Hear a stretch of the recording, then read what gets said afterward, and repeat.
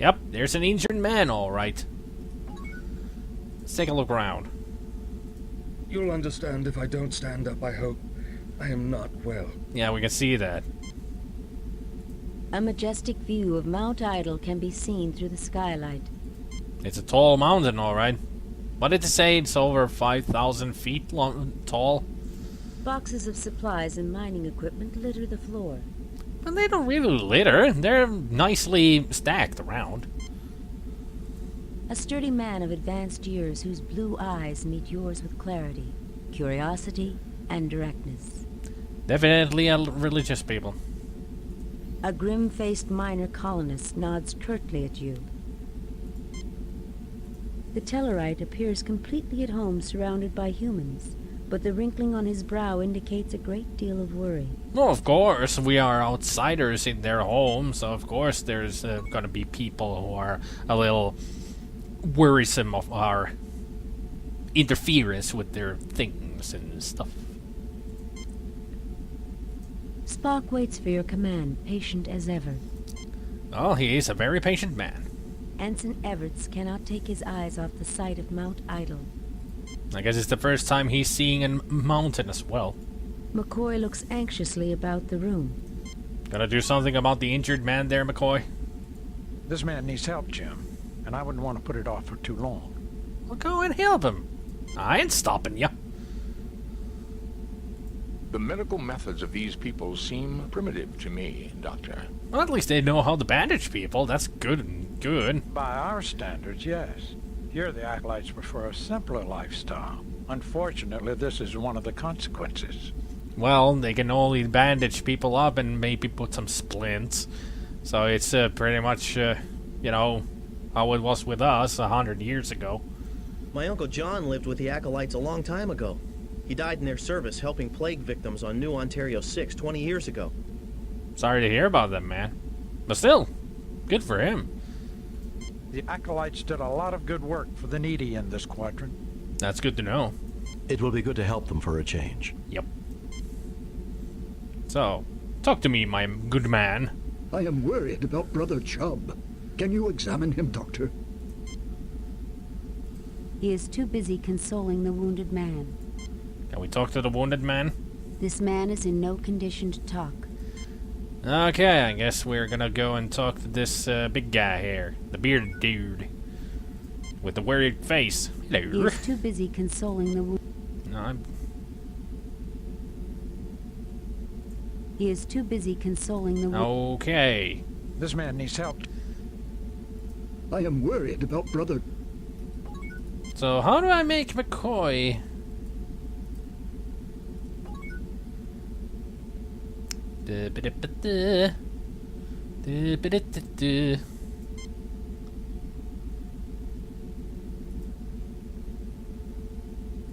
Jim, this Like man that? has suffered severe physical injuries to his head and arm. The wounds have been adequately cared for. However, he has developed a Nugarian infection. That's If not good. treated swiftly, the effects can be fatal. The infection can normally be treated with hypoditoxin, but there's none on the Enterprise. And why is that?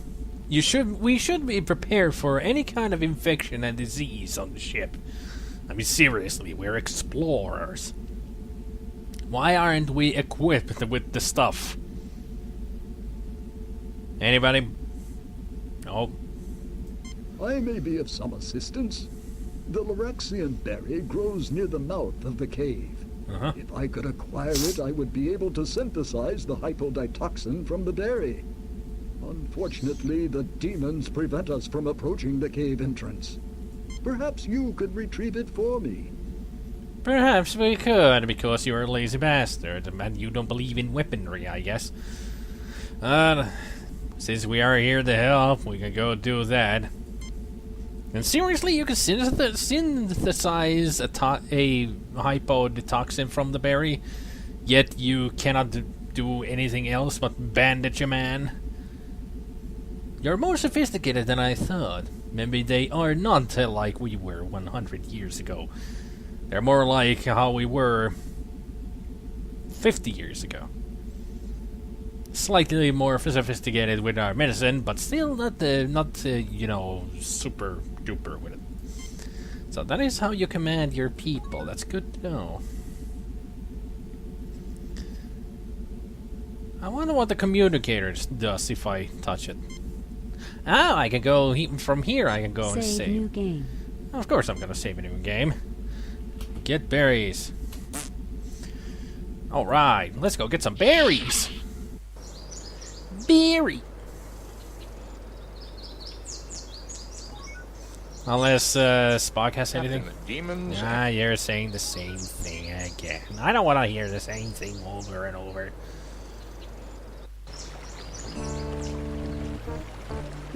Whoa! You're not demons. No! They Ensign! look like Klingons. That is what they are. Yeah, I didn't think that they would be. You get no response. You get no response. No, You get no McCoy! response. How do I battle? You fail to obtain anything. So that's pick up. I don't know how to do this. This is definitely not a real Klingon, Jim. This is definitely not a real Klingon, Jim. So there. Oh crap! That's my phaser, but is that stun or this must be stun? Yeah. Gotcha. You see a small explosion, and the Klingon's hand falls to the ground with a dull thud. So they were robots, I guess. I guess they don't make Klingons like they used to, sir. Well, when it comes to robots, no, they don't. Could you move a little bit there, Spock? I saw they drop something. Captain, I detect a recent avalanche approximately 6.2 kilometers away that occurred within the last 3 days. The mountain may be quite dangerous. Oh, they did say that there was also a cave-in. Demons, Klingons, avalanches. What's next? The Wicked Witch of the West? Don't be going to say that, McCoy, because, Bones, you happen to be in a world with Alice in Wonderland. Remember that? So we could go into Wizard of Oz at some point. That is not logical, Doctor. Of course it's not logical, Mr. Spock. It's a hallucination. It wasn't supposed to be logical, you green-blooded falcon. Why does everything have to be so damn logical? Because that's the way of the Vulcan. Don't you remember? They don't have emotion, only logic. Captain, we registered phaser fire and an unknown energy beam. Is everyone okay? Yeah, they were just stunned, not killed, which is good. Refined. Did you register any disruptor fire? No, Captain. Why? Are there Klingons down there? Well, hopefully not, but these seemed like robots or something like that. No, just an idea. Cook out. Fascinating. I begin to suspect that we have stumbled upon something that the colonists would never have uncovered. Indeed. What is it, Spock? I wish to gather further data before making a definite conclusion, Captain.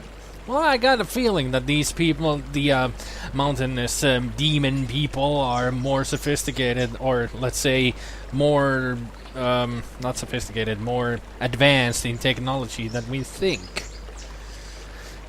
Because if they could make some replications of Klingons to go against us, the Klingons who were Starfleet's enemies during this time, and they didn't have the head bumps.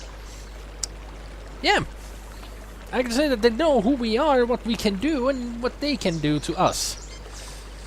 So you're on the right path there, Spock. I'm sure of it. Well, we've seen Klingons. Now all we need is a few Romulans. Don't be going to say that, McCoy. Please. Romulans are evil in this timeline. Control your thoughts, Doctor. Yeah. There is a high probability that something here is using our own memories against us. That's what I was thinking, that they could read our minds and create these images to go against us. I guess this isn't such a great planet after all. It's only that what they did here, because they mined and uncovered the other civilization. That is what is causing the problems. They're not demons. They're just making images of demons because they're so religious. They are a religious group that are living here, so that makes sense. And for us then to be Klingons makes sense because they are one of the most formidable enemies that the Starfleet currently has, next to Romulans.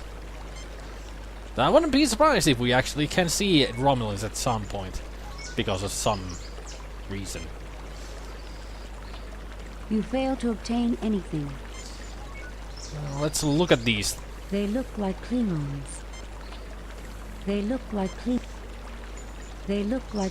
Is there anything I can do with them? Or You fail to pick up obtain anything? You fail to. Yeah. You fail. Maybe I can order Spock to pick up something? This is not a Klingon, Captain. There we Not go. a real one. It is an organic construct, an android-like robot. Interesting. It looks like a Klingon, but the appearance is entirely superficial. They must have some really good machinery down there if they can make these constructs so fast.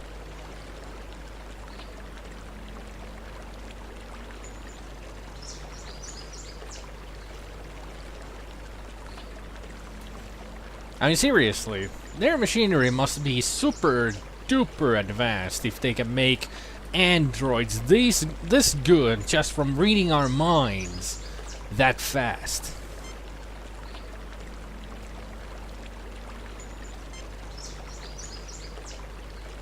This is definitely not a real Klingon, Jim. Yeah, that's what Spock said, Ori. You got anything to say about this, Ensign? No.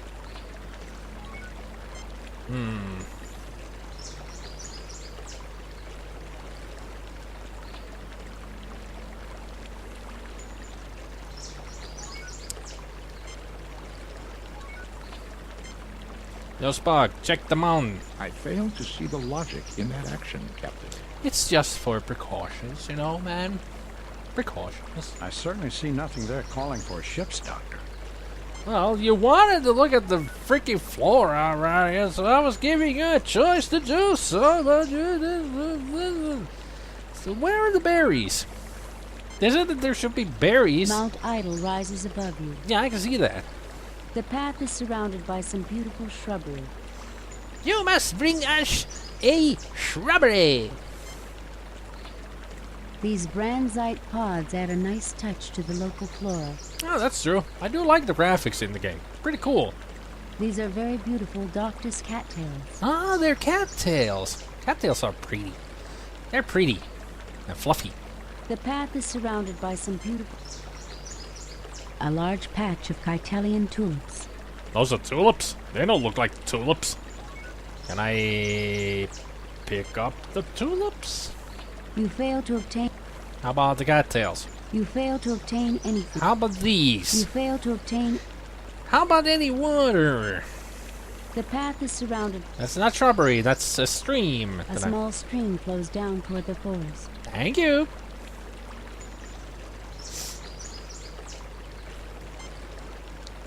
So The where path is surrounded... where do I find the berries? He said that they're at the entrance, but I guess they're inside the cave entrance? Oh, there they are. Those look like berries. A Gindorian fern. That is a huge fern Mine entrance. with flashing lights. Of course. Feeble lights illuminate the mine tunnel. There's always feeble lights. What is it with when it comes to mines? There's always that one or two lights that blink. Couldn't somebody screw that a little tighter or change it so it wouldn't blink like that? It's in every horror movie, action movie, game, whatever. Always those blinking lights. Stupid. Various types of berries grow amongst the bushes. Maybe now you could tell me. Whoever was trying to stop us may not stop with those Klingons, Captain. I recommend extreme caution. I would recommend that too, Mr. Spock. The thought had occurred to me, Mr. Spock, but thank you for mentioning it. Yep. Well, it's the most logical thing, so of course he would blurt it out. The thought that's in everybody's mind. Does your tricorder say the cave is warmer, Spock? It is not logical for me to use my tricorder to determine the cave's temperature, Doctor. I do not see what purpose it would serve. Of course it would be heated. It is, after all, a mine. It would get cold. Although it would actually be a warmer place than the outside. But it's springtime, so the things are a little warmer. Spock, everybody talks about the weather. Only humans do. Only humans. I'm sorry I let you down with those Klingons back there. I should have been paying more attention. So should have everybody. Nobody reacted when they started to shoot. Only I did. A bit late. Just don't make that mistake again, Ensign. Yeah, keep your hand on the phaser at all times, Ensign. Otherwise you're gonna be killed. Red shirt. Those Klingons give me the willies. They always have. My sister was wounded by them in the Chozon ambush. Really? Your sister is also a red shirt? Or maybe she was a civilian during the ambush. You never know. We've all had our share of conflict with the Klingons, Ensign. The Organians told me that one day humans and Klingons will become good friends. I wonder if I'll ever live to see that day. You will! You will! Trust us. We know. The audience knows, Jim. The audience knows. So let's give the order to McCoy to look at these berries. Jim, these are the berries we need to synthesize the hypodetoxin. We must get these to Brother Stephen quickly. Roger, Roger, Mr. Doctor. Let's pick him up. You have retrieved a sample of berries. A sample just one berry or many.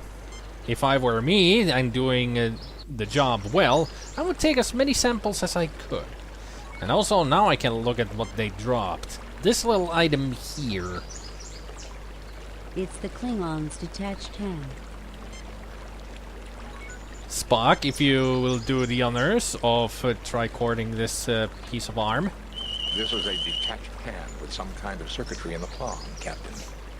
Could you tell me more? How about you, McCoy? This is definitely not a real... Oh, really? Thanks for that. Do I have a tricorder in my inventory? That's the communicator, berries. Can somebody tell me what this is or what this is?